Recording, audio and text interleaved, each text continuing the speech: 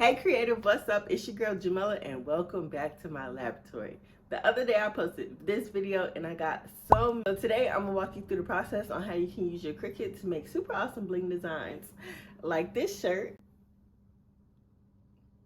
And if you're feeling really fancy like I was, you could go ahead and bling out a pair of shorts too. So it's like a matching set. How cute. Of course, I'll have everything I use linked in the description box of this video. And of course, if you like this video, you learned something new, please give it a thumbs up, share it with your friends, and make sure that bell notification's on for more craftorials. Okay, creative. So for today's tutorial, we're going to be using this design that I purchased off Etsy. And of course, I'll have the link for you in the description box of this video. But there's a couple of things I want you to pay attention to with this design, right? Right here in the description, it tells us that it's a template SVG for Cricut. Now, some of these rhinestone templates that you purchase, when you open them up in Cricut, they resize, okay? But this one is telling us that it's compatible for Cricut, so it's a good one to download. Now, listen, I'm just now sticking my toe into this whole making a template bling kind of thing, so I don't have time to be doing all that resize and stuff because that's a whole extra step, okay? So I like to make things easy on myself when I can. So another thing about this template is that it's telling you for the silver part you'll need 724 stones, and for the blue you'll need 741. So that's something to keep in mind when you're purchasing. And you'll also need this rhinestone size 10SS, okay? And it's also telling you the width and the height. Now this template is not adjustable, okay? We can't go in here and make it smaller or make it bigger, because then the stones won't fit correctly. So this is what you're going to get. This is how big the design is going to be, okay? So just make sure you're cool with that before you purchase. Now, if you want the design that I used in that little video, the little reel I made, that's from Patrice, my friend over at Craftable Things, and you can grab this you can grab the design from her website right here at craftabletthings.com. Now, I will say Patrice did cut and give me that template, so I didn't cut this myself. She made it for me. All I did was put the stones in. So I'm not sure, about the process about using it with your Cricut or whatnot, but it's Patrice. She does great work, so I'm sure it works fine. But here's the website where you can get it, and if anything, I'm pretty sure you can contact her and she'll help you if you need any help, okay? So and I'll have the link for this in the description box of the video as well as Patrice's YouTube, because she really be doing her thing with the whole bling, okay? So, but for today, this is the design that we're using. And when you purchase it, it's going to come in a zip file. So, of course, you're just going to go ahead and take your zip file and then you're going to extract it. And I've already done this, so I'm just going to hit skip. Right, and so then when you open it, you see that it says SVG for Cricut. This is the one that we're going to be using for Design Space, okay? And it also has different ones for Silhouette and other machines or whatever, right? But this is the one that we're going to be working with, the one that says Cricut. So if you don't have a Cricut, you have other machines, you can do this project as well, but I just can't tell you how. So of course, now we're going to go head over to Cricut Design Space, and we're going to upload that design into Design Space, okay? I'm not going to do that part because, I believe you know how to upload your designs into Design Space by now. Okay, so we have it uploaded. We're going to go ahead and select it and hit Add to Canvas. So once we have it uploaded into the canvas, this is the design, you guys, okay? Remember, no resizing or any adjustments can be made. But I will say, you don't need, it's either or, okay? Either you're going to cut out the ones with the box around it, or you're just going to cut out the ones without the box, okay? Personally, I like to cut the ones with the box, so I'm just going to go ahead and hide those, okay?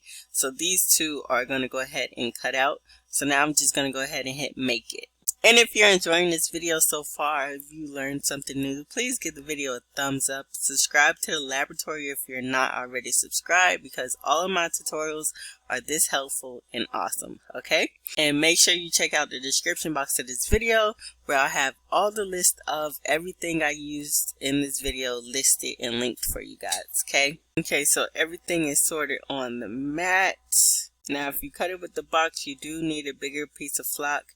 You want to put your flock the same way on your mat as it is pictured here.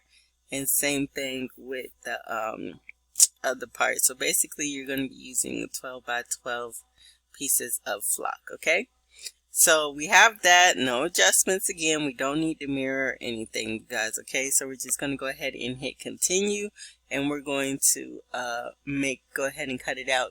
Now I'm using a Cricut Explorer Air 2, and I'm going to use the cardstock setting, okay? That's what works for me. So I'm going to go ahead and cut this out on the cardstock setting. So now let's go ahead and finish our project. You're going to need some flock for this project, and the one I'm using is from Heat Transfer Warehouse, and of course it'll be linked down below in the description box of the video. And we're just going to go ahead and place it on our mat with the backing down, and keep the backing on your flock, okay? So we're just going to place the backing down, putting the flock in the same place as our design is on the screen. Okay, and you want to make sure that you're using a good mat, because you don't want this to shift at all, okay? So make sure you're using a good mat and that your blade is clean and clear of any debris. So like I said earlier, I'm going to go ahead and cut mine on the cardstock setting.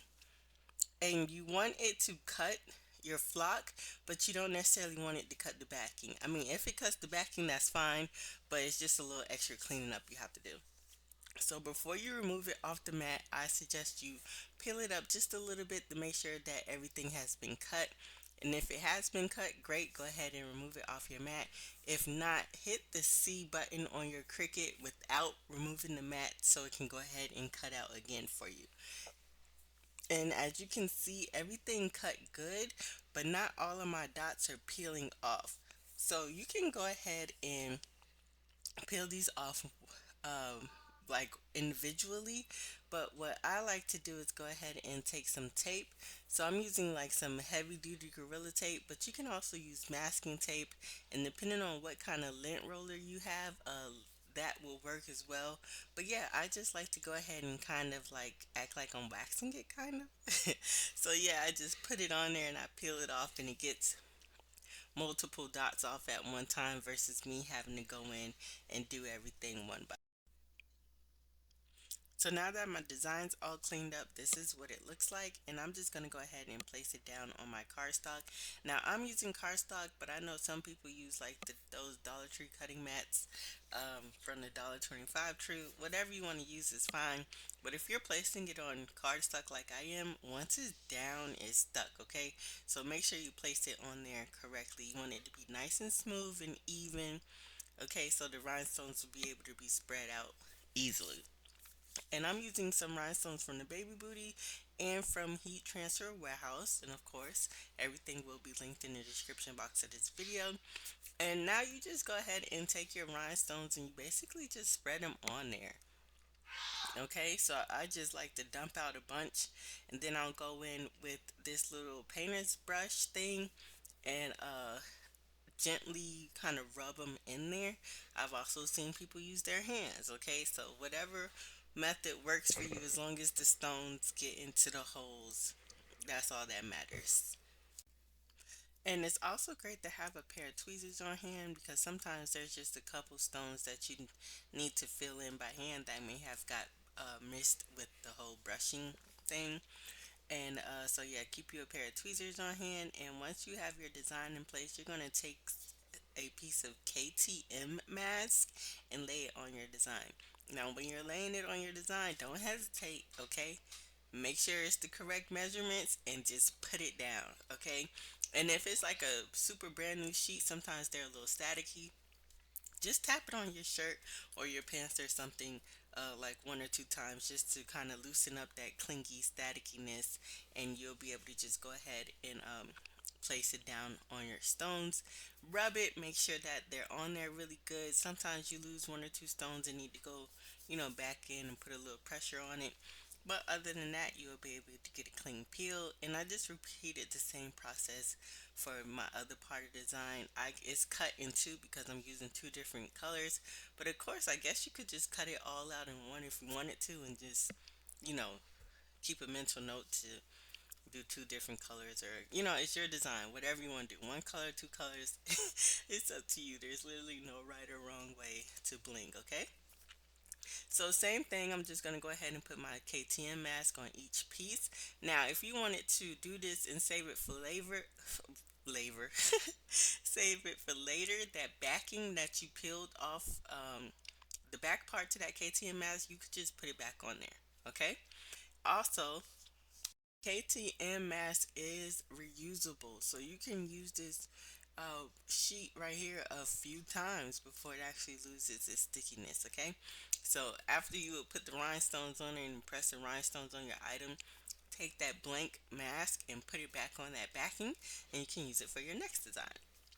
So I'm going to be using the Bella Canvas tee for this project. It's 100% cotton. You guys already know Bella Canvas has the softest shirts out there in the game. You can create a maker's account and be able to grab these blanks and more without any order minimums or resale certificate needed. The link for that will also be in the description box of this video.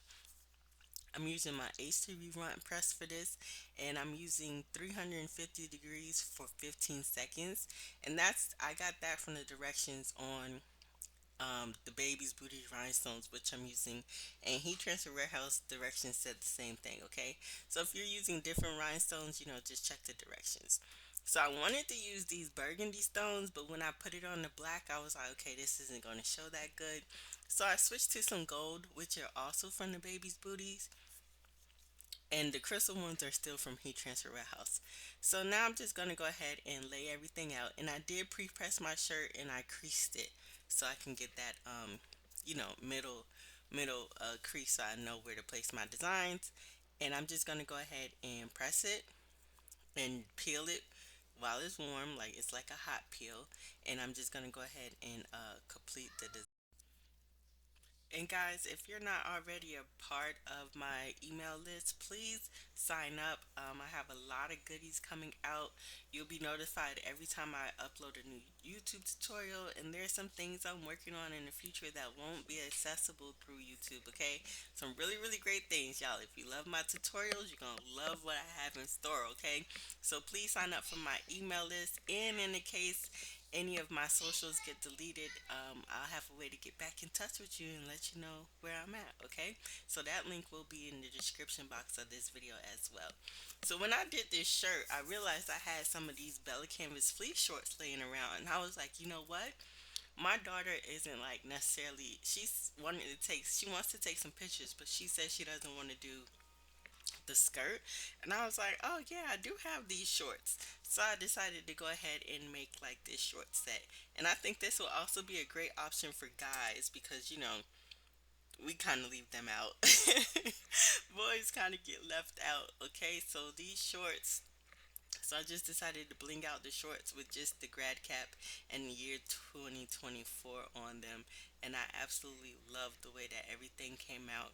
And y'all, I'm not no bling guru or anything, but I was able to really hook it up with this project, and I'm really excited for the 2024 graduation season. Y'all, this set came out amazing. Drop a grad cap in the comments if you're feeling how this turned out.